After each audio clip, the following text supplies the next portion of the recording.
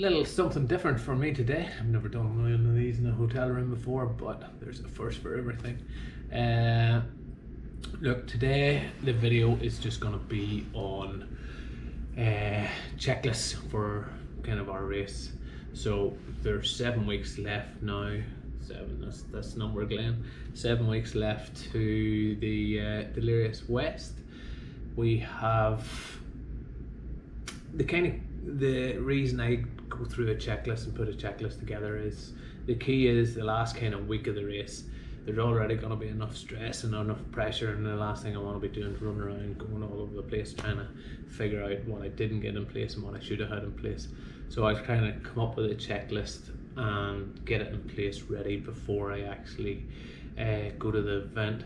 And now I'm not going to go into too much detail about what everybody needs to put on in the checklist. You can see that certainly online. I will put a couple of snapshots, some are probably either side of my head, of the type of thing that I use. I usually start the like of an Excel spreadsheet for people who don't use computers normally, 4 papers, whatever the case is going to be.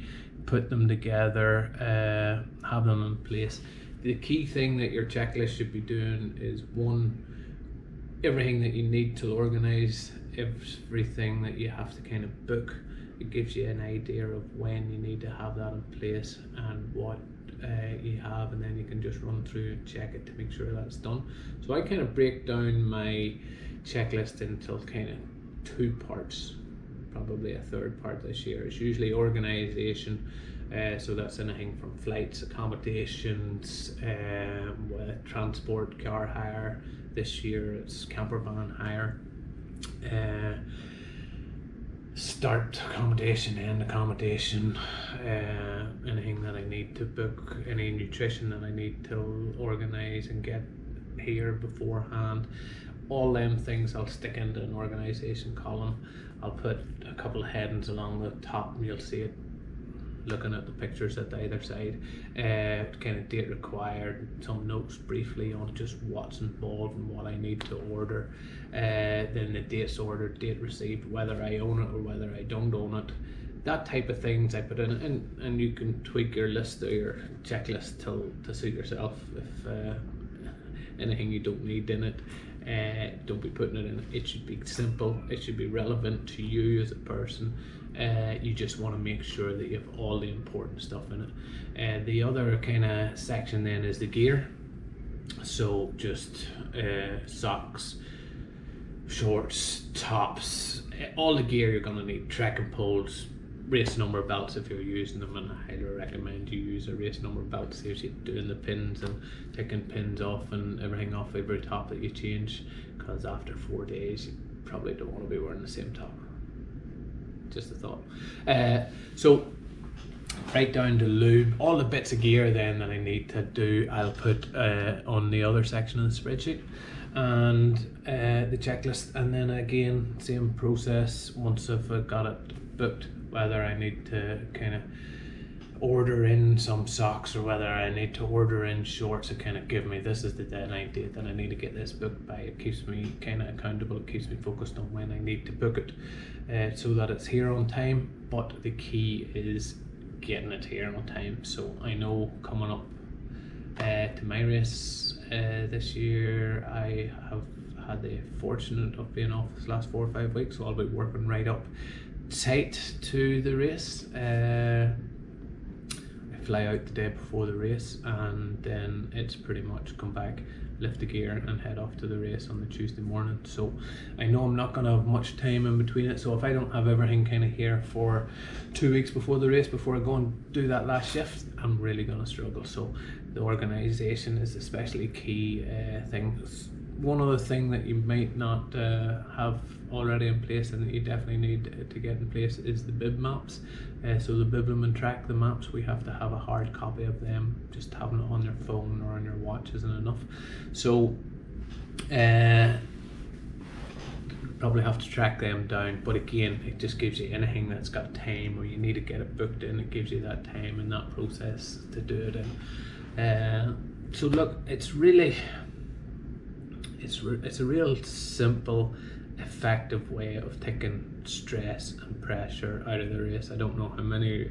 I've done quite a few races now at this stage, between the triathlon and the trail running now at the stage, and every time you go, there's always that one or two people that are not organised, that have forgot this, have forgot that, where did it leave this, I forgot that. And chances are that will happen no matter how organised you are. There's easy to miss something, but the more prepared you are, the less stress you have, because at the end of the day, if you're stressing for 2 days before the race, shit will go wrong that you can't control. But if you're stressing before the race about stuff that you should have been able to control and that you should have think, there's no point.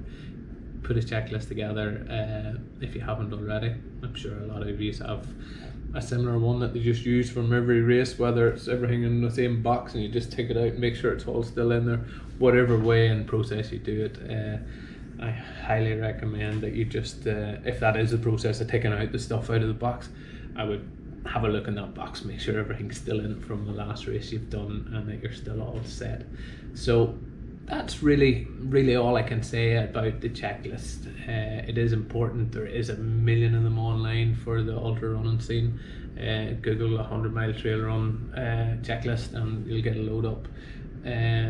Gives you an idea of what other people are using for their races. Have a different look at 4 or 5 different ones, and then, as I say, the key is making it kind of more relevant to your race and you as a person, whether it's easy to check off or whether it's not. I kind of link my training plan on the Excel sheet in terms of my race goals, kind of where I'm going to be at certain points, and then on the other page I have got my checklist, so everything's in the one spot. I know I just need to remember to have that Excel sheet available to my crews and that, and then they can check and see everything then as well. So the other thing you maybe want to check on their checklist is making sure that then your crew has a checklist as well.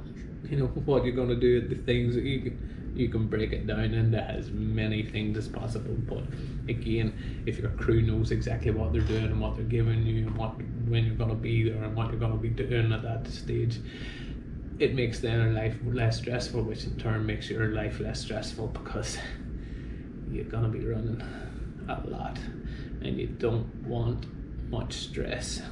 So yeah, look, again, as usual, I hope somebody has got some little bit of something out of this one that is gonna set them up.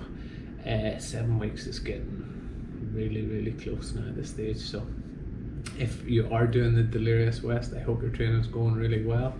If you're not booked in for the Delirious West and doing some other race, or you're just thinking about doing a race, good luck with it.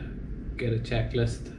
Any questions or any help or advice that I can be, reach out, just drop me a message on any of the platforms or in the comments on the YouTube page, and I will certainly help and assist any way I can. So hope everybody's keeping well, and as usual, thanks for tuning in, and if you haven't already, hit the subscribe button. Thanks for watching.